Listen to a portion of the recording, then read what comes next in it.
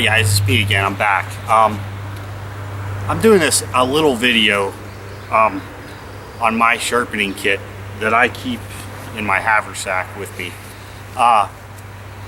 There's really not much to this kit. It's basically just a bunch of stuff that I put together that seems to work for me, and I think that's the most important part about a sharpening kit, especially when it's out in the field.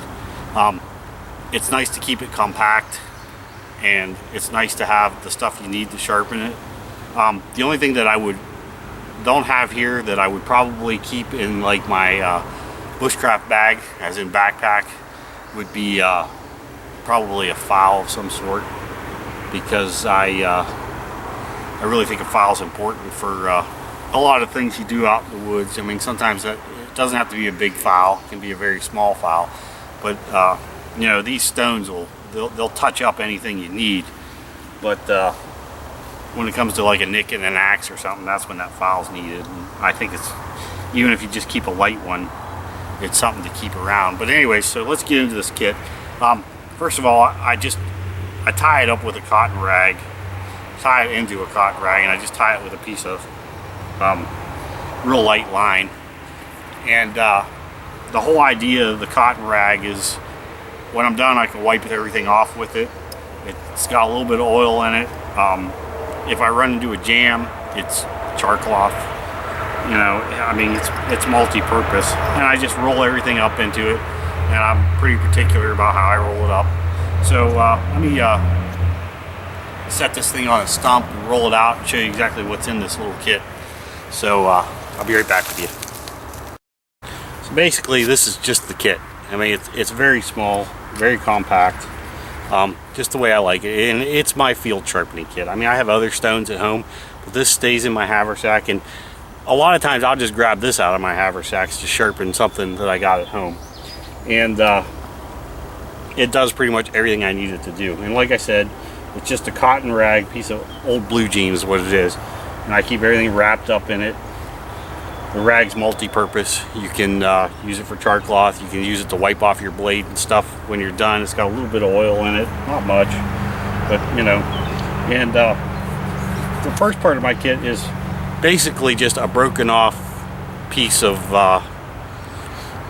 honing stone, but it's got dual grits on it. It's got a heavier grit on one side and a lighter grit on the other side. And this is usually what I'll use first. If I'm sharpening something that needs a really good sharpening, I'll go with this first, and I'll sharpen it up. These stones all need clean, but and I'll get it as sharp as I can with that. And then what I have here I used to work in a machine shop, and these are two little fine stones. One is 600 grit and the other is 800 grit, and they're pretty handy because they're nice and small, and you can keep them compact and stuff in there.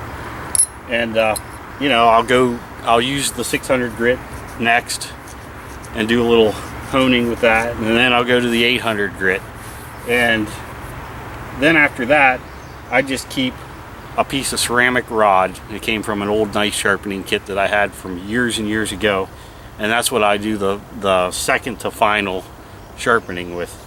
And you know, I just do that last. And a lot of times, like on my knife blades and stuff, all I need is this little piece of ceramic to touch them up, and I'm good to go.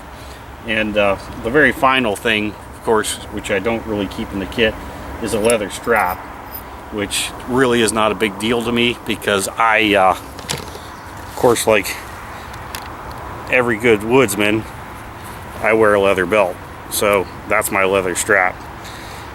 So you know, I keep this kit in my haversack, and like I said, it's multi-purpose.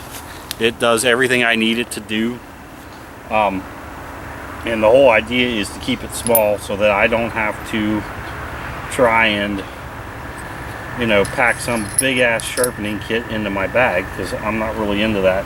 I like to keep things to a very, very minimum when I'm out in the woods. In fact, everything that I have in this haversack right here, I could probably stay out in the woods for a couple days and never have any trouble. But that's just me. So I just wanted to go over this sharpening kit because I did a knife video not too long ago, and the whole idea of the video was that I put an old knife together. And I said that I wasn't going to do a video on sharpening because there are a ton of videos already out there about sharpening. Well, it turns out that I got this axe, which I did a video on earlier. I got this axe and it needed some touch up. So I thought that I would get the kit out and do a little bit of touching up on it. And I'm just going to show you real quick how I touch up an axe. And like I said, this is how I do it. Everybody does it different. I do my knives the exact same way, and it works for me. I can get a razor edge with it. But I think my biggest secret to getting a really nice sharp axe is when I'm sharpening an axe, I look straight down the blade as I'm sharpening it, and I use whichever grit is necessary for this. This axe, when it came, it had a nice little flat spot on there, and the whole idea looking down the edge of this axe is that you can see where that flat spot is on the blade, and you know that that's going to be the dull spot. Up here, there's no flat spot. There's no light reflecting off that edge of that axe at all. Same with down here. It's really nice and sharp.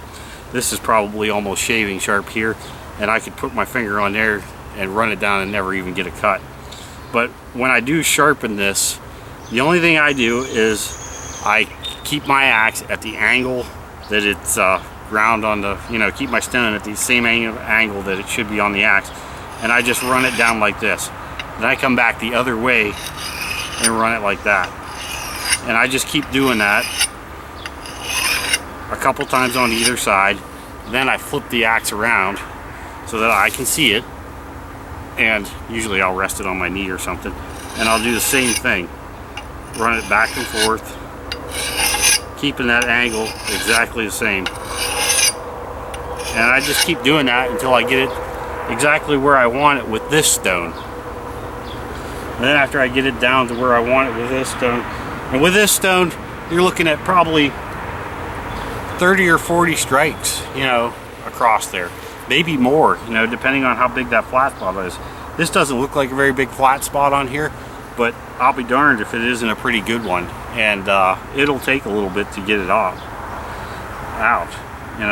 But anyways, and then I'll get the smaller stone and I'll do the same thing. Back and forth, flip it, back and forth.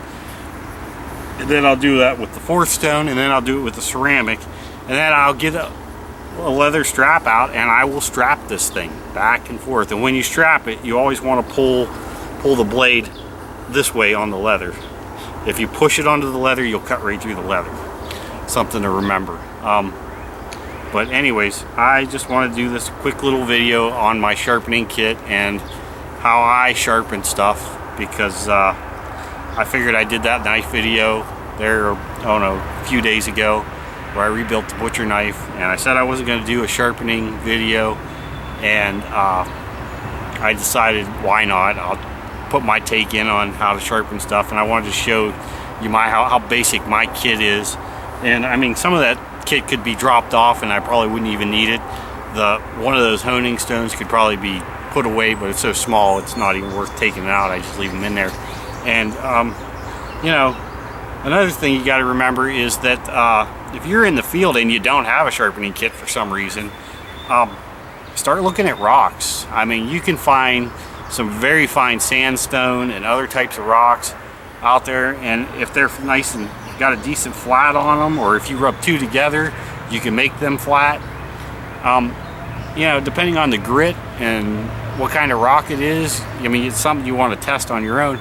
You could find something that would at least give you a decent edge if you were in a situation where you didn't have that and you needed it. But anyways, but for me it's easier just to keep that little thing in my haversack, because it weighs nothing and cost me nothing to put together, and it's there when I need it. So anyways, so that's my take on my sharpening kit, and like I said, it's mine. It's the way I do it. There's a lot of people out there that are going to say, they do it different, and that's fine. Everybody does everything different. So anyways, I wanted to say thank you, and I hope you liked the video, and just wanted to say, if you like the video, subscribe, like it, share it, you know, and keep watching, because I got more videos to come. Thank you.